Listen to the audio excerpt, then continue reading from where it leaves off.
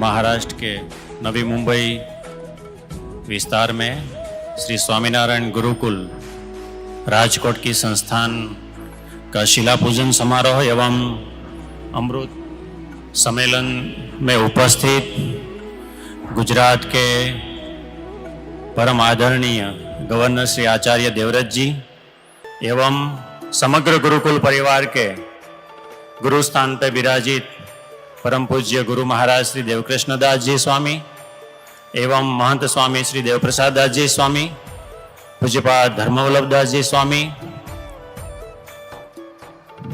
पूजनीय सर्वे संतगण और इस मंच पे उपस्थित महाराष्ट्र सरकार के कैबिनेट मिनिस्टर श्री और सर्वे महानुभाव और खास मेरे साथ पधारे मेरे परम मित्र पद्मश्री सवजी भाई ढोलकिया कि जिन्होंने अपने कर्मठ कार्यों से उदार दिल से पूरे जल क्रांति की है। वैसे तो हम देखें तो उसको वाटरमैन ऑफ इंडिया भी कह सकते हैं। आज ये जो गुरुकुल का शिलान्यास महाराष्ट्र में होने जा रहा है, अगर हम देखें महाराष्ट्र की धरती तो महाराष्ट्र की धरती बड़ी ही प्रेरणा देने वाली धरती है। महाराष्ट्र की धरती ने न केवल महाराष्ट्र को लेकिन महाराष्ट्र की धरती ने इतने इतने महापुरुषों के द्वारा पूरे भारतवर्ष को बहुत कुछ दिया है। जैसे कि महाराष्ट्र की धरती शिवाजी महाराज, छत्रपति शिवाजी महाराज की धरती है। इसलिए हम सब लोग बोलते हैं आज भी कि आओ बच्चों तुम्हें दिखाए झांकी हिंदुस्तान की, इस मिट्टी से तिलक करो, ये धरती है बलिदान की। देखो मुल्क मराठों का जहां शिवाजी डोला था, हर पर्वत पे आग लगी थी, हर पत्थर एक शोला था, बोली हर हर महादेव की, बच्चा बच्चा बोला था। ये शिवाजी महाराज की धरती है कि शिवाजी महाराज ने महाराणा प्रताप के बाद अगर शिवाजी इस धरती पे नहीं होते तो हम देख सकते हैं कि आज हमारा हिंदू धर्म और हिंदवी स्वराज का जिन्होंने नारा दिया वो सब कहाँ होता। और शिवाजी महाराज से प्रेरणा लेके अनेक अनेक महापुरुष हुए।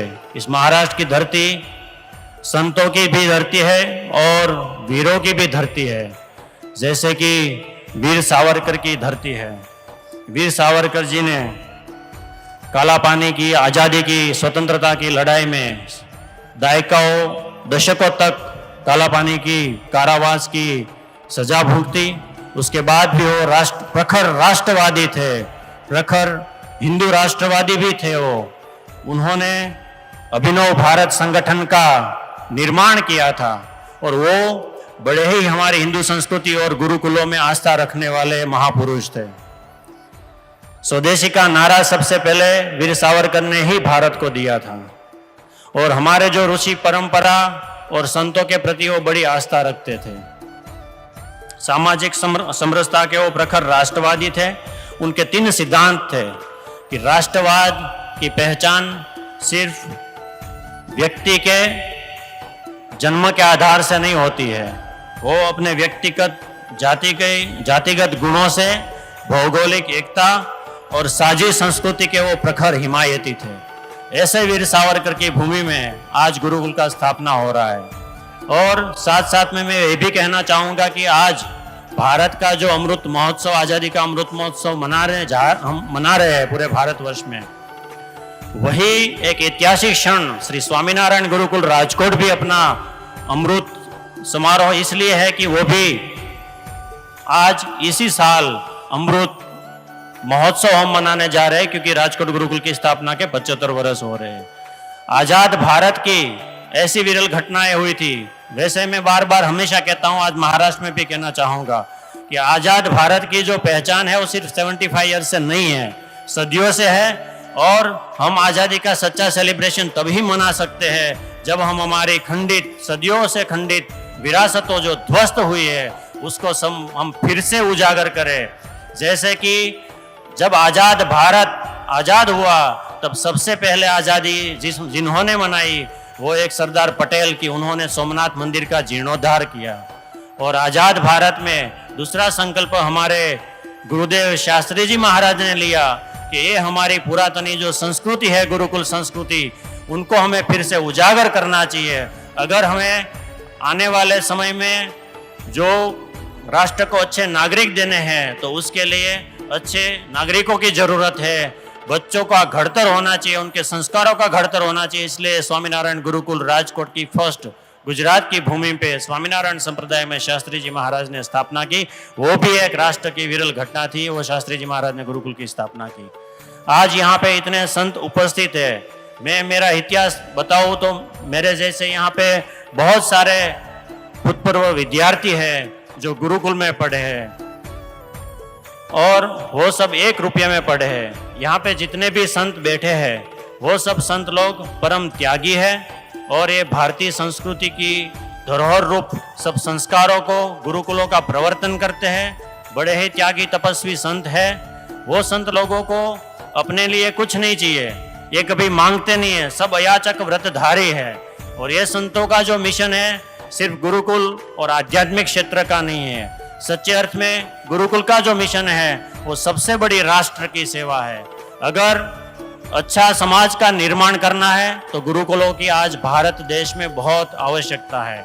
और जब अच्छा समाज निर्माण होगा तभी रिस्पॉन्सिबल सिटीजन्स तैयार होंगे और वही रिस्पॉन्सिबल सिटीजन्स अच्छे भारत का निर्माण करेंगे और भारत के प्रति, देश के प्रति हमारी राष्ट्रभक्ति के साथ देश के प्रति अपना ऋण अदा करेंगे। और हर एक नागरिक जब ऐसा करेगा तभी सशक्त भारत विश्व गुरु के रूप में प्रस्थापित होगा।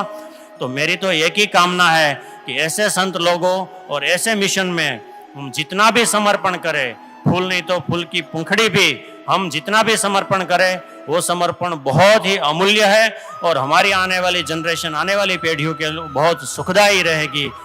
इतना ज़्यादा वक्त नहीं लूँगा। यहाँ पे बहुत सारे महानुभाव और स्पेशली गुजरात के गवर्नर यहाँ पे पधारे हैं। सर का जीवन भी गुरुकुल संस्कृति से जुड़ा हुआ है। सर कुरुक्षेत्र में गुरुकुल चलाते हैं और इतने अच्छे संस्कार दे के राष्ट्रवादी बच्चों को तैयार करके सबको आर्मी में भी जाते हैं, काफ़ी इंजीनियर भी बनते हैं, डॉक्टर्स बनते हैं। और सर ने बहुत सामाजिक सेवा का भी कार्य किया है। हिमाचल प्रदेश में जब गवर्नर थे तब बेटी बचाओ, जल बचाओ, प्राकृतिक कृषि अनेक क्षेत्र में आज कार्य करते हैं। और हम सब लोगों का अपार सौभाग्य है कि गुजरात के सर्वोच्च पद पे विराजित आज इतने बड़े गुजराती समुदाय महाराष्ट्र के सब लोगों के बीच गुजरात के गवर्नर सर हमारा आमंत्रण स्वीकृत करके आज यहाँ पे पधारे। हम सब लोगों के लिए बहुत ही सौभाग्य का दिन है। और सर आप यहाँ पे पधारे, आपका मैं बहुत बहुत धन्यवाद अदा करता हूँ। जय हिंद, जय भारत, जय गरवी गुजरात, जय गुरुकुल मात की। जय स्वामीनारायण।